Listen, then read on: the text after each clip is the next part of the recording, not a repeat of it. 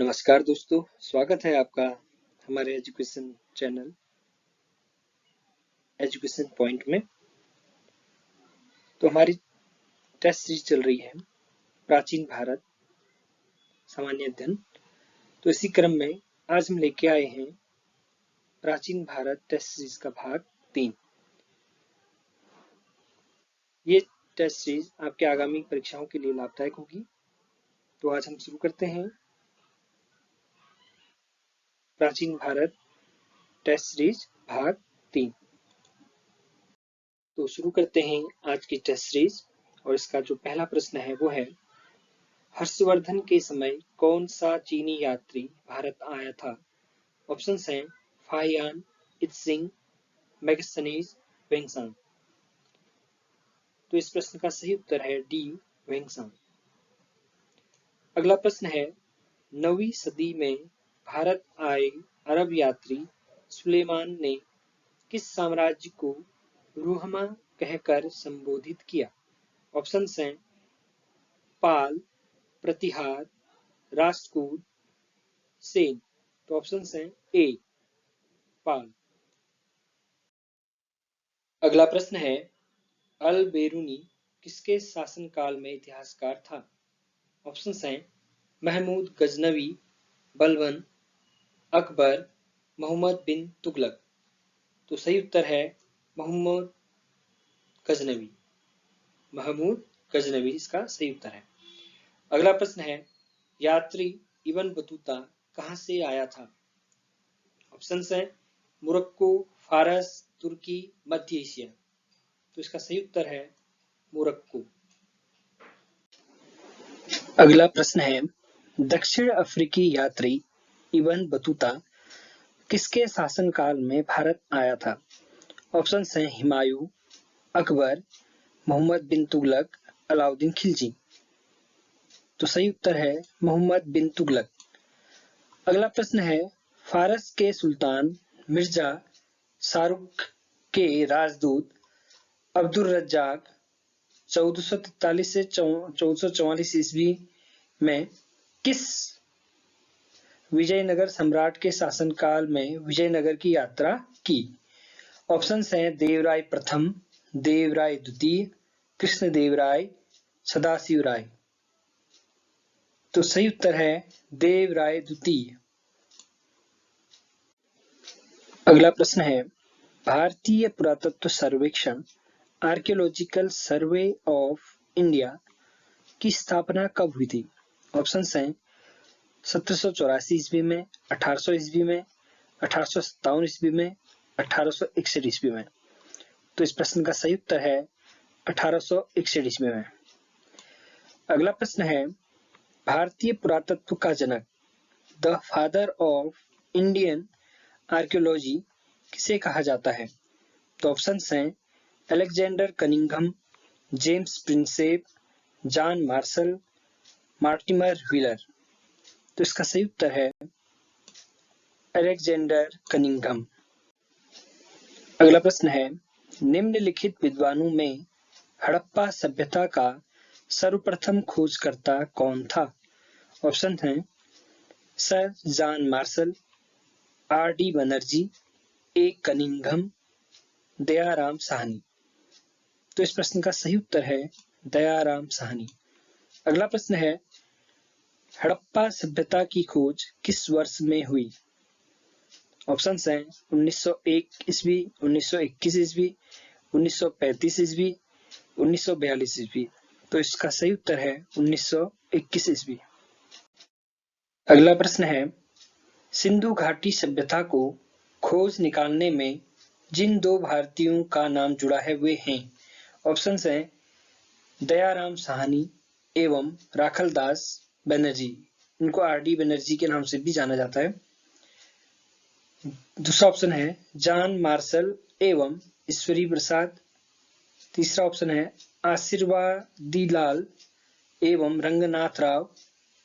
अंतिम ऑप्शन है माधव स्वरूप वत्स एवं बी वी राव।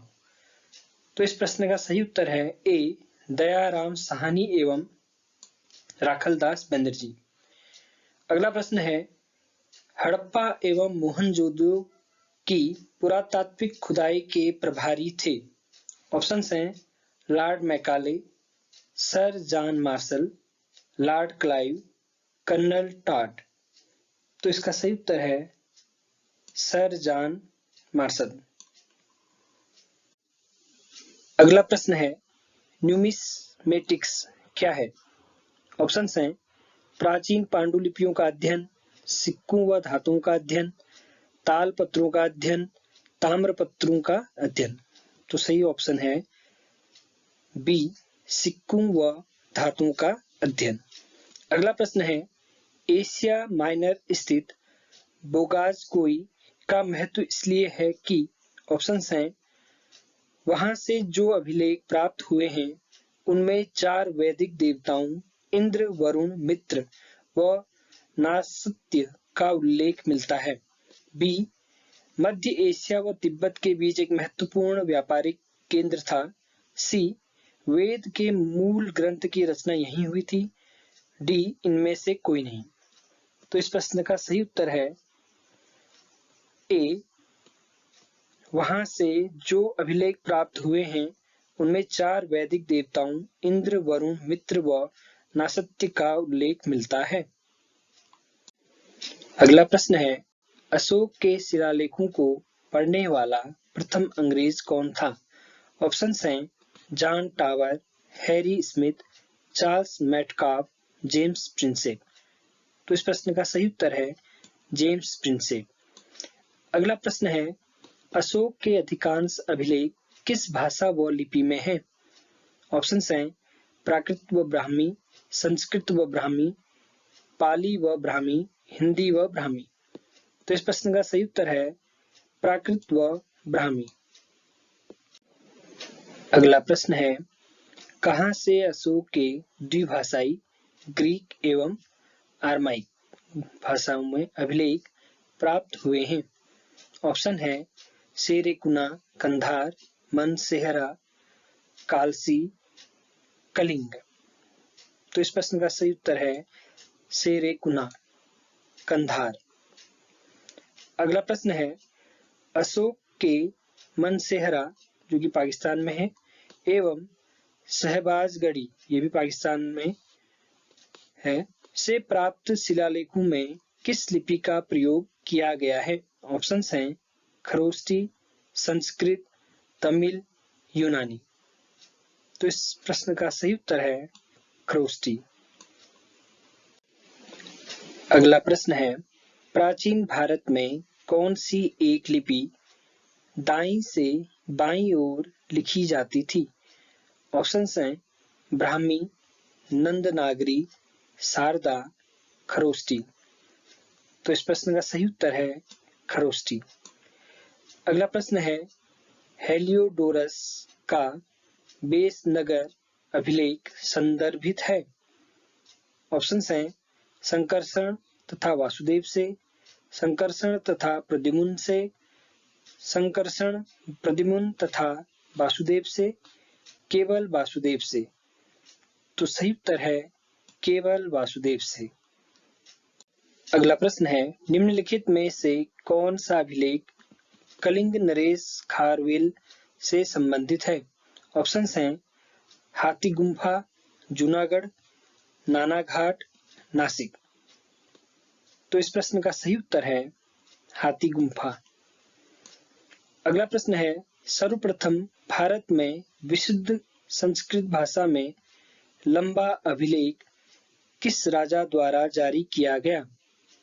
ऑप्शंस हैं यवन राजा मिनांडर द्वारा, शक क्षत्रप रुद्रदमन द्वारा, पार्थो राजा गोंदोरफिनिस द्वारा, कुषाण राजा कनिष्क द्वारा।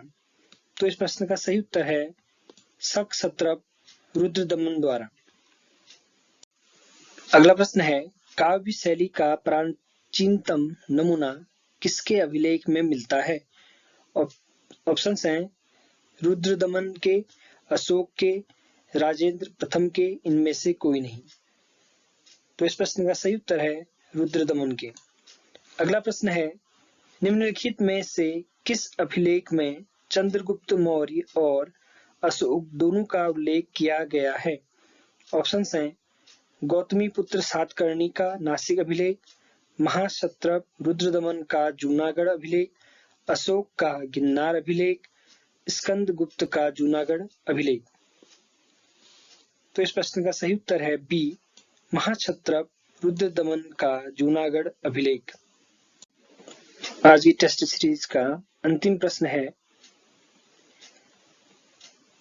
समुद्रगुप्त की सैनिक उपलब्धियों का वर्णन उसके किस अभिलेख में उपलब्ध है? ऑप्शंस हैं अरण्य के, गया के अभिलेख में, नालंदा के अभिलेख में, प्रयाग के अभिलेख में। तो इस प्रश्न का सही उत्तर है प्रयाग के अभिलेख में। तो आज का टेस्ट सीरीज यहीं पे समाप्त होता है। तो आशा करते हैं कि आपको ये टेस्ट सीरीज लाभदायक लगी होगी और हमारे इस चैनल में बने रहने के लिए धन्यवाद। और अगर आपको ये टेस्ट सीरीज पसंद आई है तो हमारे चैनल को सब्सक्राइब कीजिए, लाइक कीजिए, शेयर कीजिए और बेल के आइकन को प्रेस कीजिए, जिससे कि जब भी हमारे नए कोई भी वीडियो आए तो आपको पता चल जाए। धन्यवाद।